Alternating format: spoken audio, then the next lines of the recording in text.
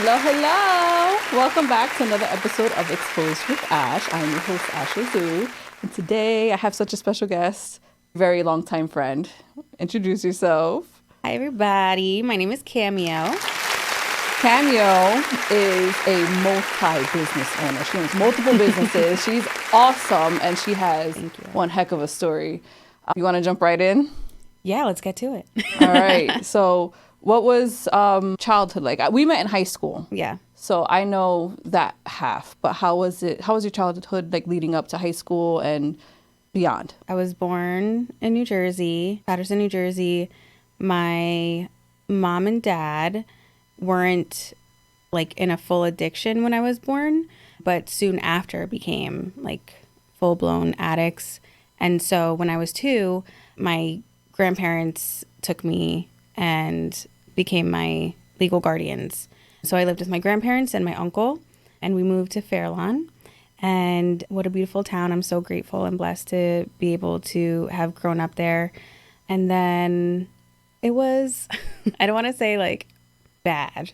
It's just, It had its challenges. it had its challenges. My grandparents weren't healed. Let's put it that way. Oh, okay. Breaking generational cycles, when we talk about that, it's very prominent in like our grandparents, right? So like I know a few people who are so blessed where their grandparents had been like the cycle breakers. And then going forward, they're able to have this beautiful relationship and healthy relationship with family. But unfortunately, my grandparents were still in that like really rocky space. And a lot of the things that we are accepting now, like therapy, they didn't believe in. So even though I went through a lot of internal like chaos and trauma when I was younger from my parents, they didn't allow me to go to therapy. So the only people that I had was the school. And they were great. They were really wonderful, but obviously they can only do so much. So even when they suggested therapy, my grandparents said, no, we're not going to bring her. Yeah, I feel like back then therapy, when my parents used to mention anything like that, it's like, oh, you're crazy, you're Yeah. cuckoo. Like, Yeah. why do you want to go? So it was very much a stigma back then. But Yeah. the schools they help the best that they can from my experiences. I've seen that. I'm so grateful for Yeah. the opportunity to grow up in a school system that had such resources. Has there anybody that's been like the most influential in your life during these times? When I was a kid, I know we have to go back and think sometimes Yeah. because there's like those moments that sometimes when we go through a lot of trauma, we forget. oh yeah, There's a I lot. can barely remember my childhood, but there have been different heroes in different stages of my life. Ooh, I Yeah. like that. I think a big person in my life at that young age was my uncle. He allowed me to be me, and he took me places. He showed me things. My grandparents were older and they worked a lot, so I didn't really get to do much with them. But my uncle, he was able to bring me around and take me to get ice cream, and we went on a trip to a tropical place, and it was really fun. And those are like the memories that I do keep and that I do have. So in that moment, it was for sure my uncle. Nice. Nice father figure Yeah. that stepped in. Okay, so let's go to high school. I remember high school. Yes. I remember we didn't talk much. Fun enough. We really didn't speak much. It was just like in passing, and we just had a few classes. We had that one computer class together. I don't even remember the computer class. So I don't really remember computer class much. I had my own traumas that I was dealing with, and I feel like a large chunk of my childhood was it's blanked out. So I have other people that are still in my life remind me of certain things, and I'm just like, whoa, you know? Yeah, I also don't remember much, but I do remember a little bit about that class. And I think it's because of you, honestly. No I think it's way. because like the connection that we had, and we had so much fun Yeah. in that class. Like I feel like we vibed, and in the middle of like our chaotic lives, we found someone who we can relate to. Yeah. That maybe we didn't even know why, but it was there. Oh my We gravitate towards people who are in similar situations. Yeah. And I feel like it's a natural magnet that's just, I understand you. Yeah, our vibes were just vibing. Yeah. And then I remember, I would never forget Halloween. Oh my God. You just tell Halloween. So it was so funny because senior year, we get to choose what we want to be for Halloween and go to school. Only the seniors. Yeah. I was like, I was pregnant. I was showing up. My belly was like out here. And I was like, what the heck can I be pregnant in high school? Obviously Juno. Juno was like, it was the It movie at that time. Yes, it was. And I was like, oh, but if I'm going to be Juno, I don't even remember the guy's name in the movie, but I needed a tall white dude, skinny white dude to be my boyfriend that got me pregnant. So I went up to this kid that I was friendly with, but we weren't friends. Oh, no. And I was like, hey, Ryan, do you want to be this person? And I'm going to be Juno. And I think he didn't want to say no to a pregnant person. Oh, man. Because he was just like, yeah, sure. But it was, he killed it. He wore the I don't remember headband. He wore the basketball shorts. It was sweatbands. He killed it. He brought it. And I was like, okay, we have to find a picture. We got to find a picture. Oh, man. It was, and I had the big gulp and the big belly. It was great. So to tie everything in, we've had trouble in high school around that in our home lives. How was it being pregnant in high school? Because that's a whole nother story in itself. Oh, man. Being pregnant in high school was difficult in many ways. This was actually a time that I was living with my mother again for the first time. We had our own space. I was fully, full-time living with her. When did that start? When I was 16. Okay. So I'd been living with her for a year, and I got pregnant. My family really wasn't that supportive, but I thought I was in love, and I thought I knew best, and I just told them all to screw off, and I'm glad I did. I'm so blessed to have my daughter. It's her father who I could do without. But I think that's every mom. Me too. Girl, sometimes. Girl. Sometimes. He's just not watching this, right? Yeah. He will watch it. Really, Ash? Really? But he was in a totally different school. That made it even more difficult.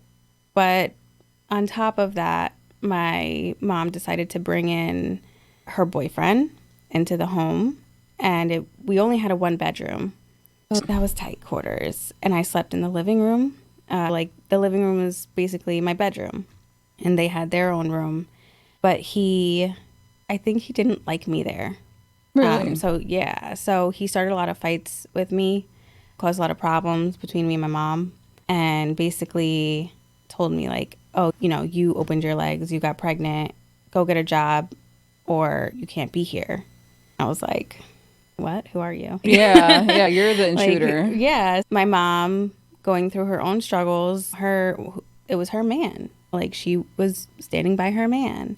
So I wound up in a shelter when I was in high school pregnant for about 4 months. That taught me a lot. There was a lot of lessons there. I learned how to cook. I love that. Yeah, because there was silver nobody lining. There's a silver lining in everything. There was house moms, but it was a shelter specifically for pregnant women. It was what I needed in that time of my life. I met a lot of amazing people who I still stay in contact with, some of them now, and I love seeing the come up where we struggled when we were younger, but we fought the odds and we came in on the other side. Yes. And I love that I'm still in contact with them, and I love that I get to see that. I wound up moving back in with my mom and her boyfriend into a bigger apartment and kind of just get my head down. I obviously knew where I stood, so I just did my best to keep the peace, which is something that I'm learning now to unlearn. Right. Because it was such a huge part of my life, is just do what you have to do to make everybody happy. Be quiet. Don't say anything. look down and just go about your life and make sure everybody else is happy. You really don't matter. So, because also it was your child, you have no say. What you think, what you feel doesn't matter. Yeah, see, that right there is a lot to unlearn. A lot. And I remember us having a conversation where we both talked about our daughters and conversations that we do have where it's like, what would you like to see more from me as a mother? And wow, if that was to be said to us. Yes. Yeah. My mom recently, we've had some really open and honest conversations lately. And I told her, I just really needed you to care for me, like to be motherly. And I just wanted to feel like you wanted to do things for me. And even thinking that or saying that, I feel selfish because I'm like, grow up, Cameo. Like, why do you need her to do things for you? You were a teenager by the time she came back into your life. But it was that, inner child that just needed her to do that for me. And she goes, well, why didn't you just tell me that? And my rebuttal should have been, why didn't you ask? Right? Yeah. But that's why it's so important to ask, because maybe they're children, they're kids. Maybe they don't even know that's even an option. We're taught that our voice doesn't matter. Yeah. Be quiet. Don't say anything. You're to be seen and not heard. So that's, again, a lot of unlearning. But wow, to see the mom you are now, that's like a huge accomplishment in itself because you did it despite the odds. Oh my goodness. Poor daughter. Especially being a teen mom, if you think about it, because I've seen a lot of teen moms that it's just you cringe a little bit because it's, man, like you want to say something and you can't because, everybody's on their own journey. Girl, I just thought I knew everything too. Yeah. We all do. I really did. And my daughter had to grow up with me. Yeah. And it's unfortunate because she deserved better.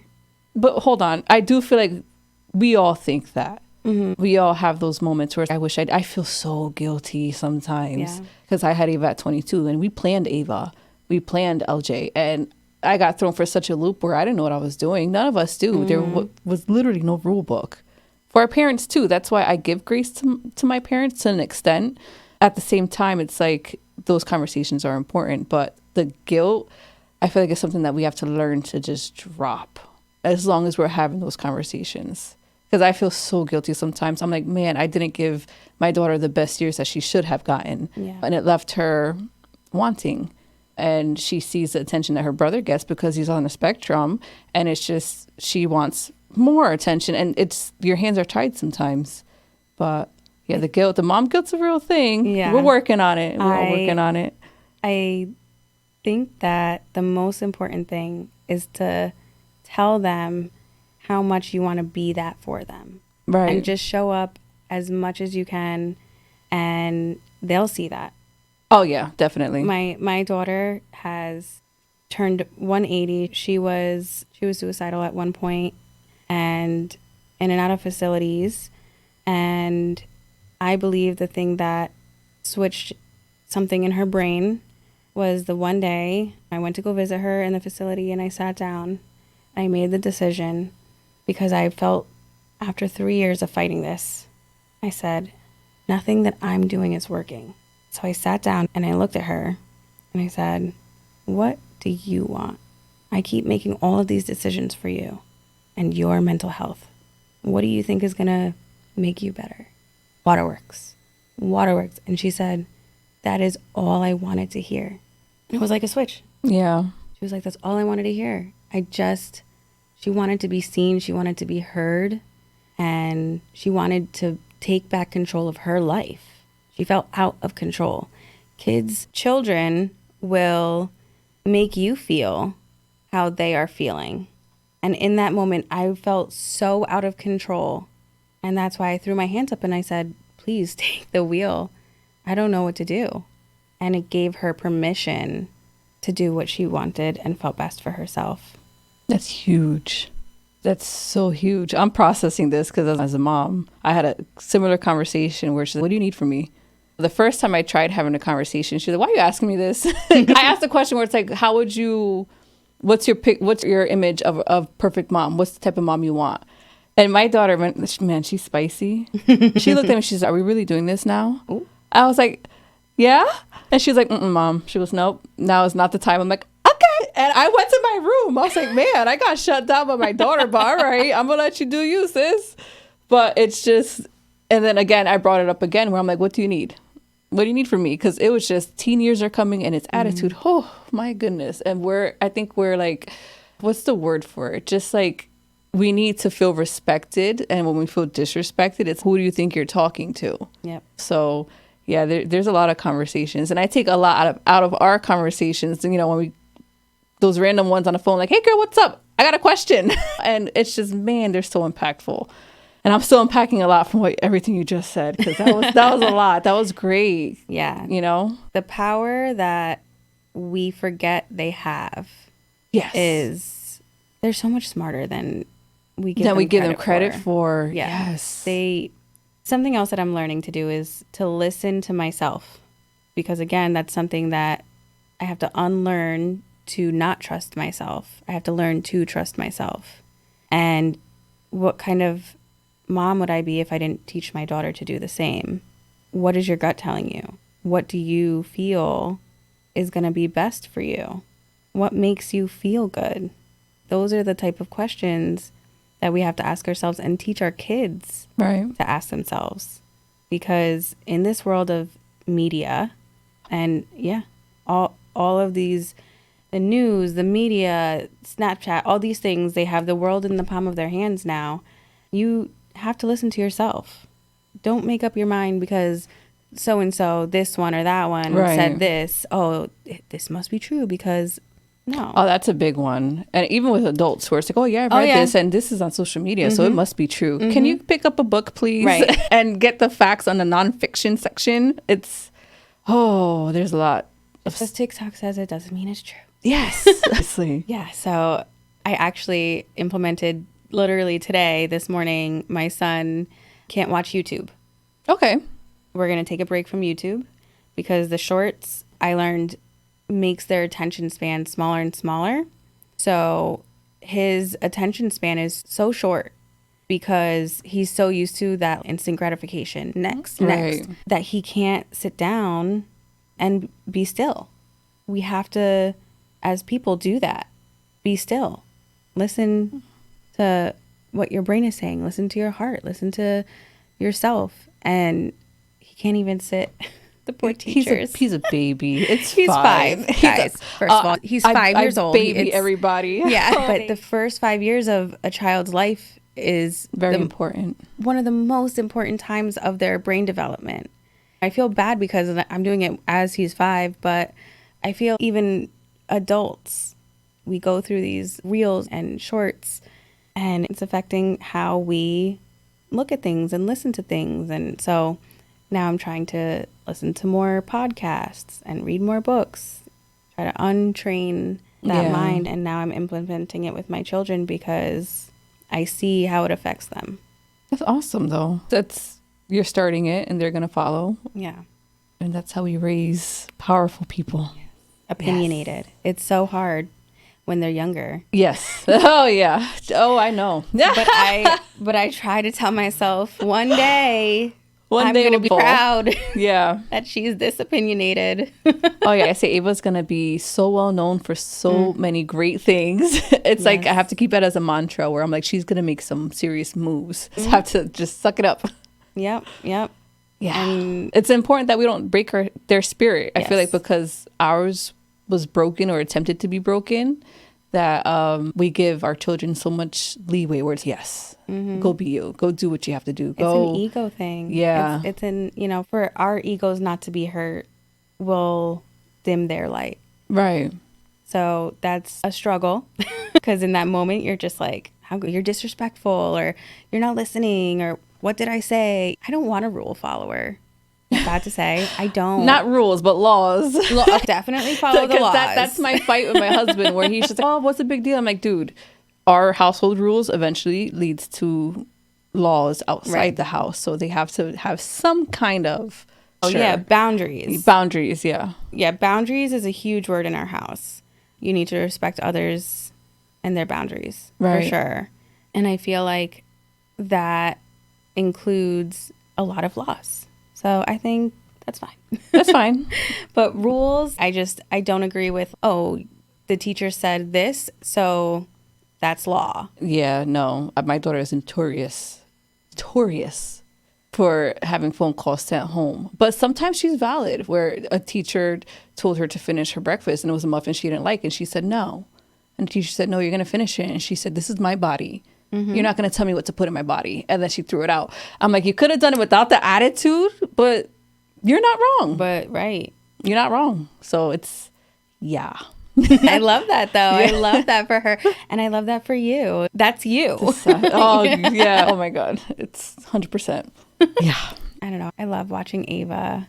Like, thank you. I see her on social and how you guys are together.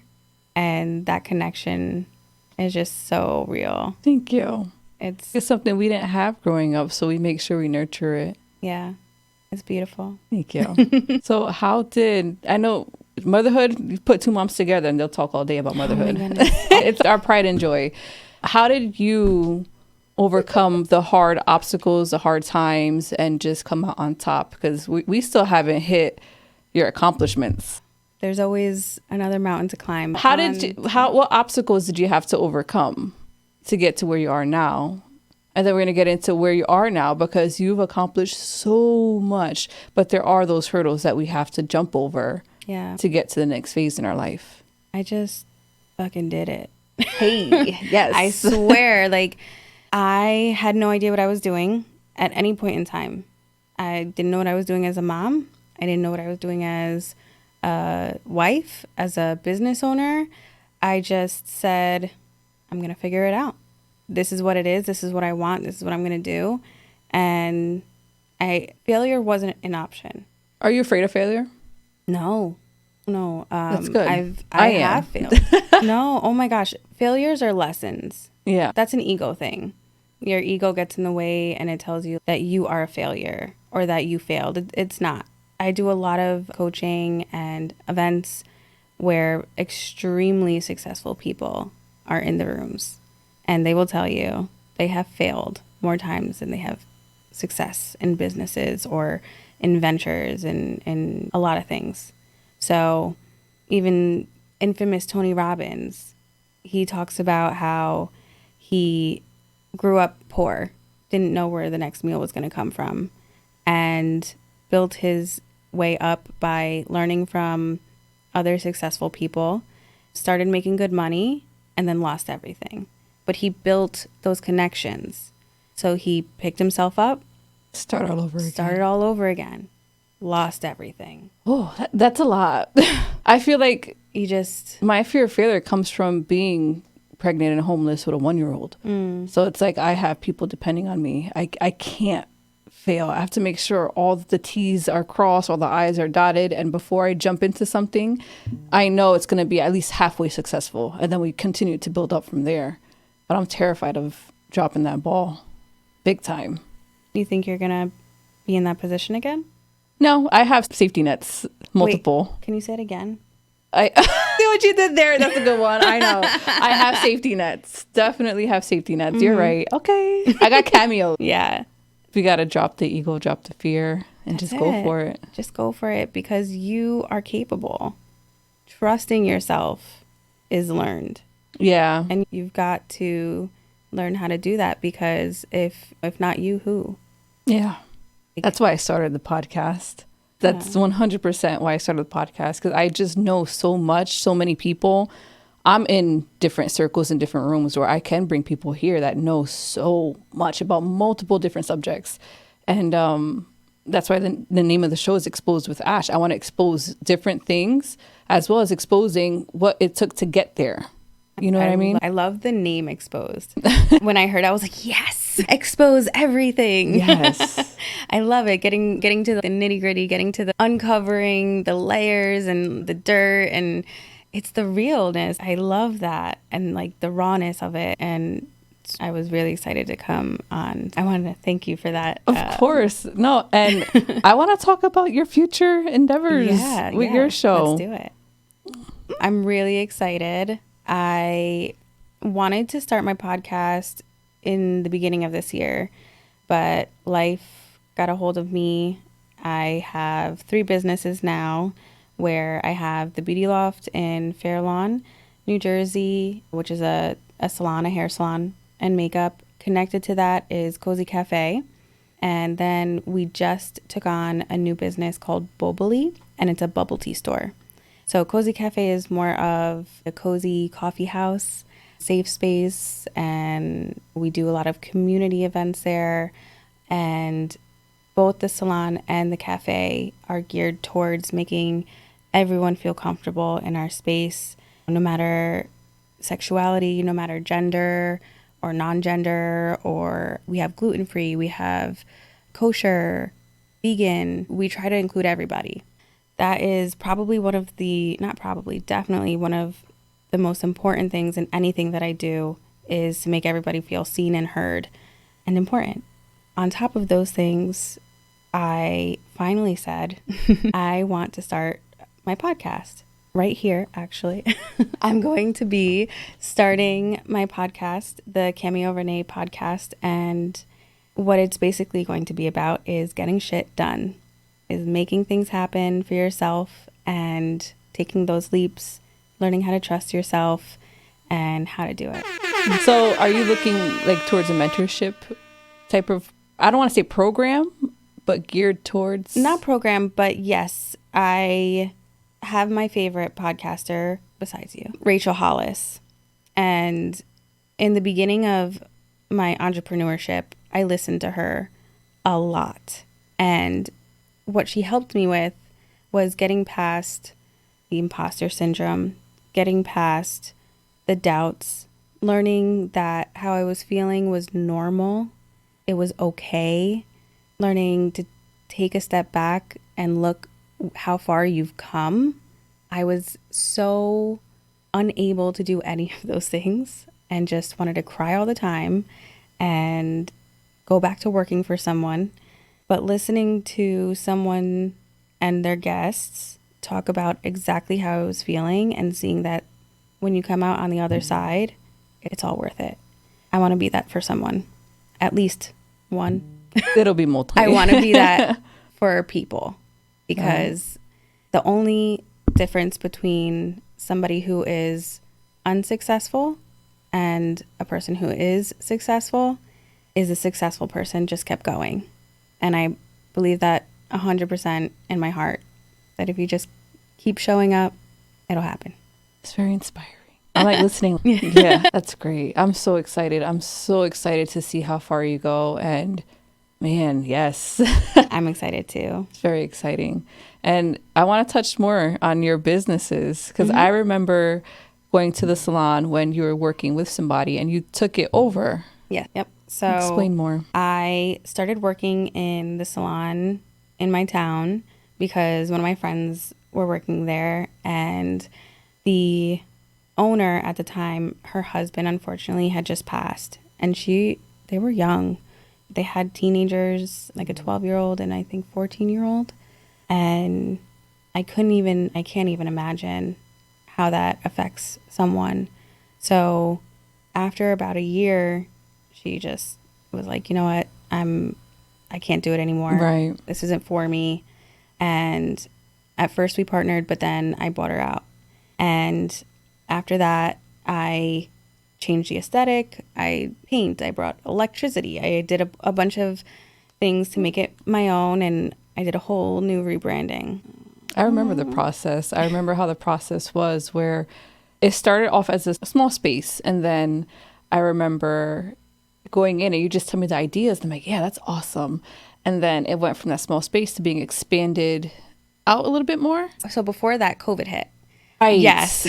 So I took over 2019, and then 2020 came the next year. The anxiety I just felt right now. Oh my gosh. Hearing about COVID and business, a brand new business. It was a lot to take in, because at first it was like, oh, we're just going to be closed for 2 weeks.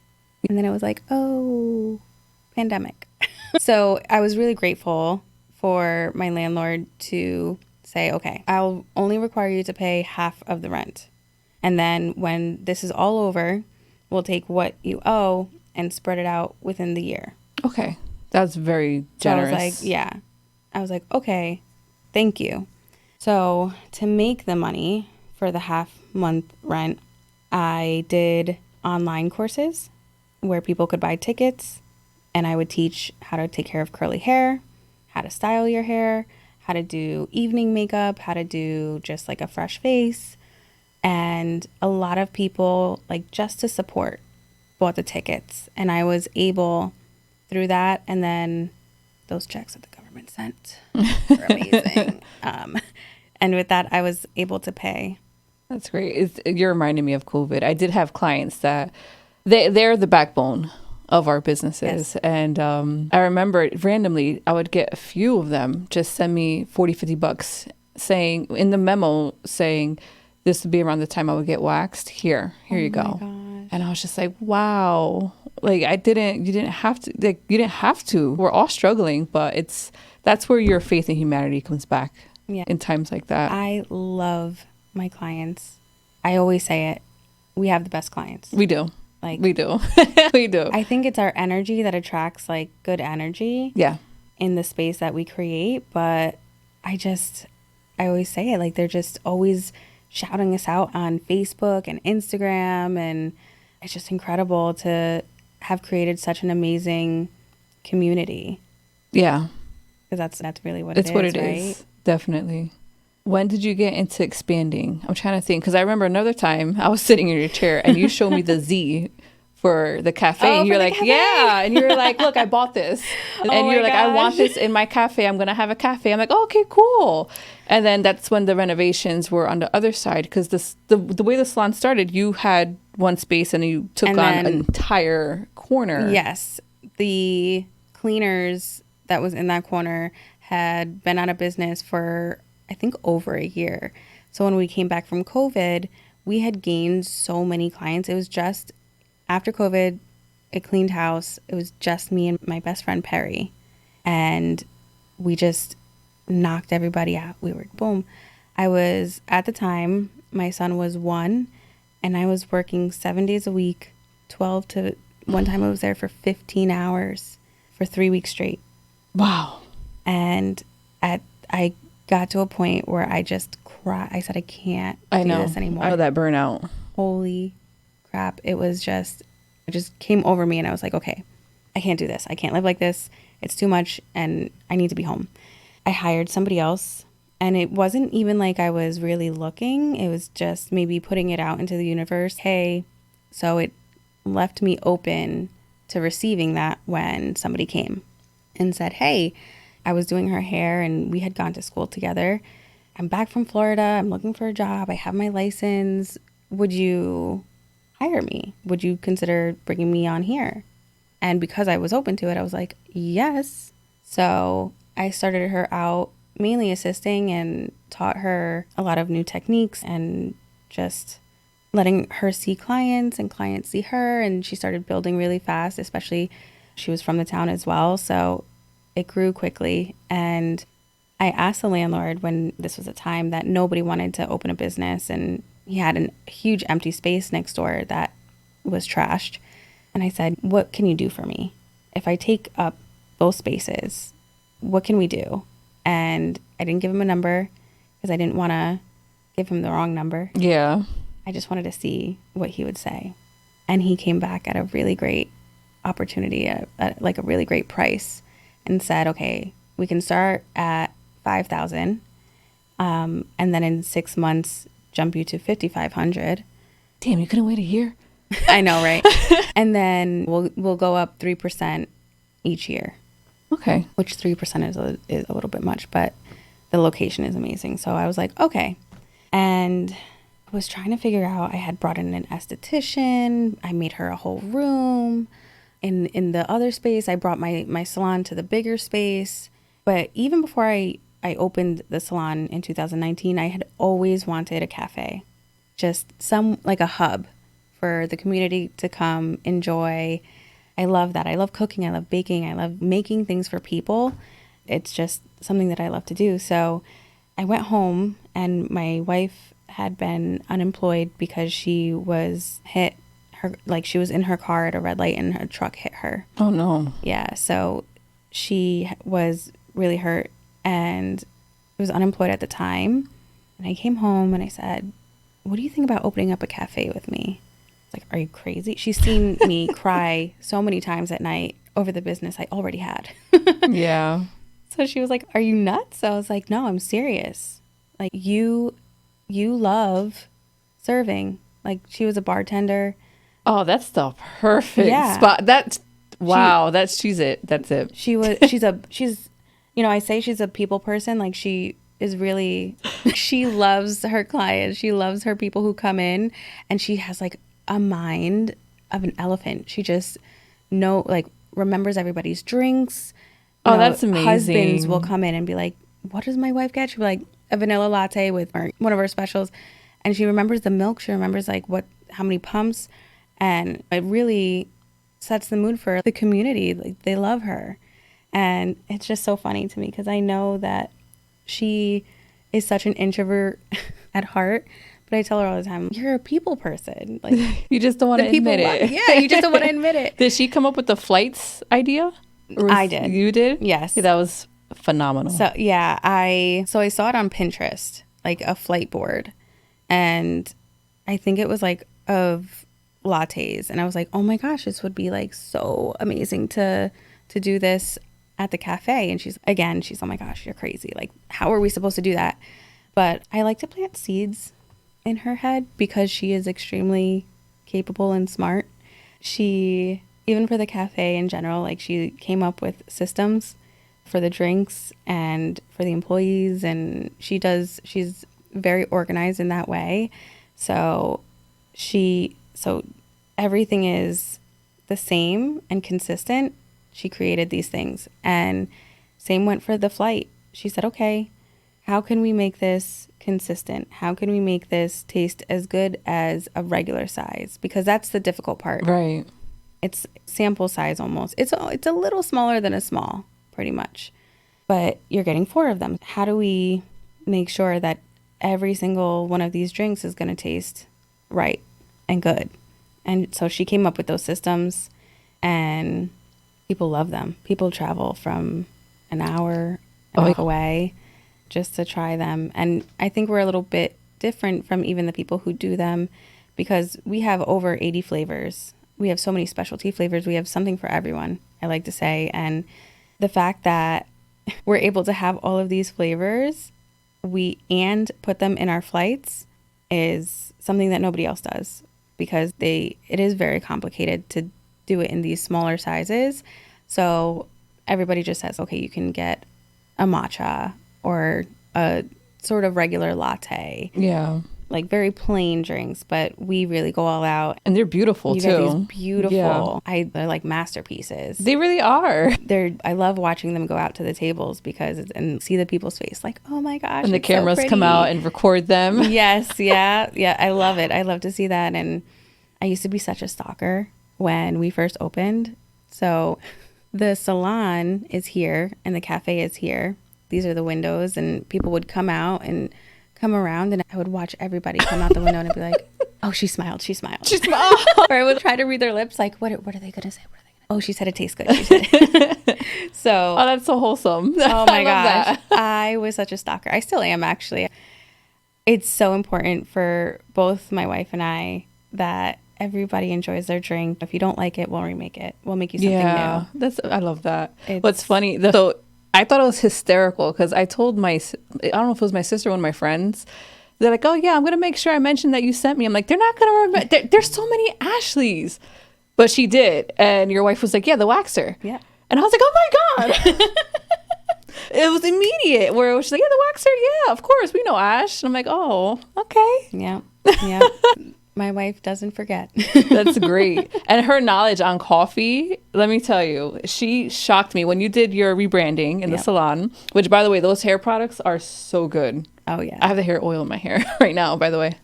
Her knowledge, we just sat there and she was just talking about the coffee beans and just the difference. And I was just like, whoa, if I wasn't a coffee drinker, I would definitely become one based off of her knowledge. Yeah, it's so important. Very important. To know why you're spending the money on if you're getting a regular coffee, or it's a regular coffee, but If you're getting one of our custom specialty drinks, it's really just like a burst of flavor.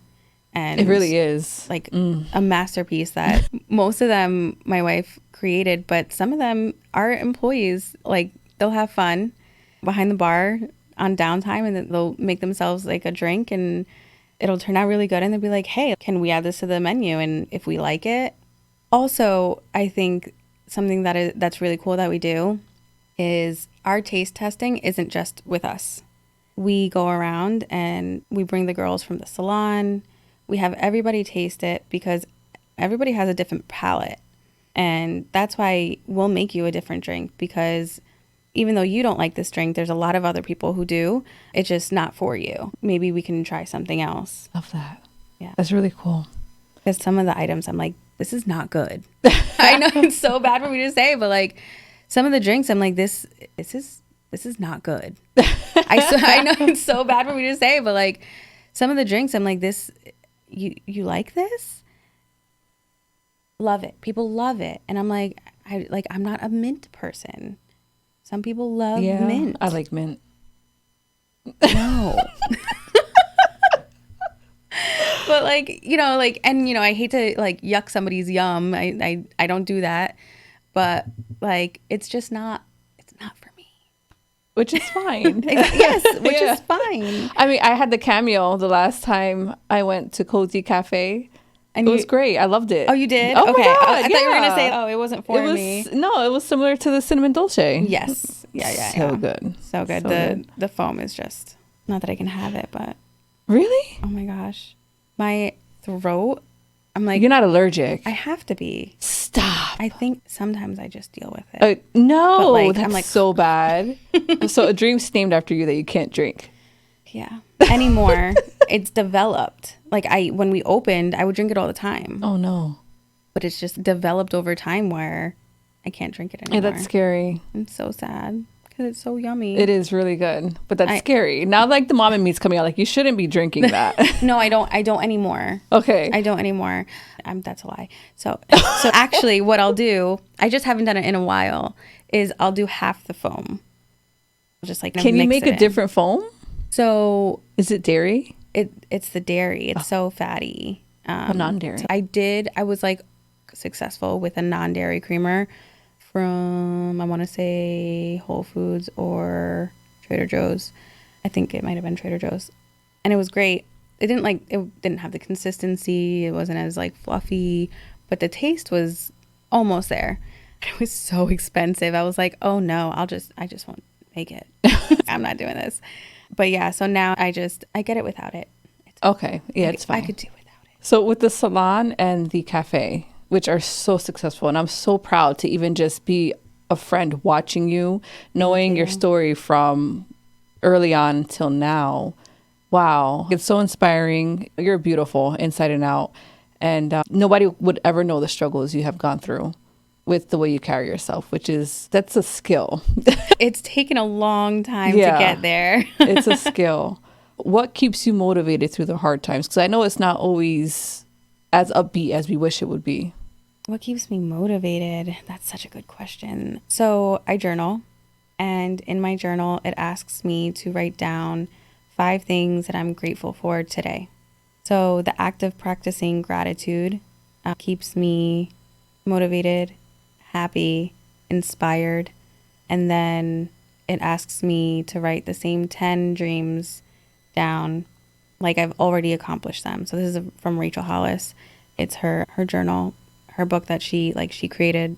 She explains it in the beginning, like how the mind connects something that you talk about as if it's already happened. Not that it's a goal because it's one more thing to think about. No, write it as though it's already happened. So that's what I did. I came up with 10. I write them every single day, and it reminds me that I'm the shit. Period. And these are things that are going to be, these are my dreams. And like I said earlier, failure is not an option. So that is something that is extremely helpful in keeping me motivated. And also my spirituality is really important to me. So with the gratitude comes like prayer and just looking back and remembering all I've accomplished, because sometimes in this mindset, this growth mindset, it can feel like you get somewhere you wanted, and then it's okay next, Right. okay next, and you're never stopping and celebrating your accomplishments. And that's so important to stay motivated, is to feel accomplished, because then it's, what are you chasing? You have to find the happiness within those moments. And that's something huge that I learned, because I was so incapable of doing that in my earlier years of entrepreneurship. That's what was making me go crazy. I was just exhausted, because I never was happy. I never felt happy about what I have accomplished, because I'm like, I can't be successful because I'm not here yet. And so practicing gratitude, staying spiritually healthy, that is definitely... That's a good one. Staying spiritually healthy. Yes. I like that. Yeah. It's one of my things that I write, one of my 10 things. I am spiritually healthy. Yes. Oh, yeah. That's a good one. It is probably like the most important one. Right. Yeah. Yeah, definitely. Because if you're not aligned, everything else goes into isn't chaos. aligned. Yeah. What piece of advice would you give to somebody that's in the thick of it and trying to progress? Find someone who is past that point. Find somebody who has already accomplished it. Mentors. Yep. I have several mentors. Good. For Yeah, different that's amazing. aspects. I Yep. have a spiritual mentor, life mentor. It's so needed. We don't have all the answers. No, you can't. It's impossible. And like you, I don't just have one, or I don't just have one person I go to ask for advice. Right. I have multiple. And keeping those people in your circle is the most important thing, because that's what's going to keep you from getting in your own way, pretty much. Yeah, definitely. Oof. And to make sure and this is for whoever's listening, to whoever you are speaking to is healed in that subject. But you can't go to somebody for marriage advice whose marriage is in shambles, or if they paint a pretty picture and behind closed doors, it's rotten. Yep. And same thing with life advice and business. And I can't see myself sitting next to somebody and speaking about what I want when they're not accomplished in what they want. You know what I mean? Yep. Yep. It's just, I feel like it's counterproductive, because that's where the ego comes in. Oh, yeah. Yes. And to have people around you that, and not to say your whole group has to be like more successful than Right. you. I'm not saying that. But everybody on the way to something. But yes, you need to have those people around you, or else you're going to get dragged back down. Yeah. Yep. So what are your hopes? What are your hopes for the future with everything? Oh, man. It's just what I bring into everything in my life, which is making people feel seen, heard, and just happy. That's what I want for everyone. Like, I want everyone to feel happy and confident in themselves and be successful. That's all I want for people. I love that. What do you want for you? For me, I love that. For me, okay, that's a good question. Nobody really ever asked me that question. I feel like because we're often overlooked because we're too busy taking care of everybody. Yes. It's a natural response.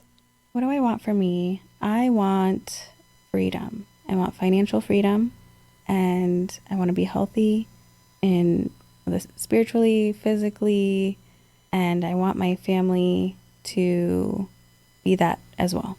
That is my ultimate goal, is just to be happy. Amen. I love that. Yeah. I love that. I'm on board. I know exactly what you mean. Yeah. All right. Shout out your businesses, please. All right. One more everything time. Because multiple business owner over here. So my first baby is the Beauty Loft in Fair Lawn, New Jersey. You can follow us on Instagram. It's _beauty_loft_NJ. And then my cafe is Cozy Cafe, and that's COZIE_cafe. For my personal brand, you can follow me at Cameo _Renee_. I like underscores. And then there's Bobly, which is Bobly TNJ. And yeah. Did you create a podcast page or are you doing the Cameo Renee? The Cameo Renee. Okay, follow it. What do you think? Follow it, guys. So I was struggling with that actually. I like to separate everything Yeah.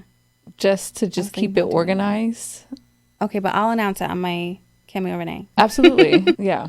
But I will keep it Cameo Renee, then podcast. And then, like Cameo Renee and then Cameo Renee podcast. That's a good idea. Yeah. I love that. Yeah. Keeping things separate, just sectional, all of it off. Yeah. I've never done this, but follow me. Subscribe. Ash_Lazoo. Yes. LAZU. And I am the wax guru.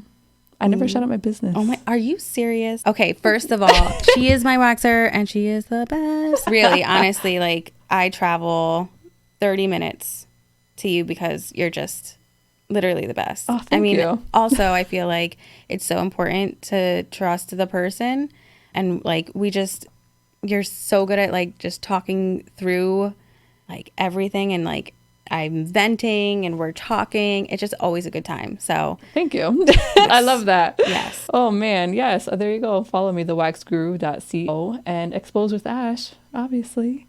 Thank you so much for coming on. This has been, wow, one heck of a show. Yes. Thank you for having me. I'm so grateful to be here. And I'm so excited for your podcast. Thank you. Me too. Thank you all for listening. I will see you next time. Bye.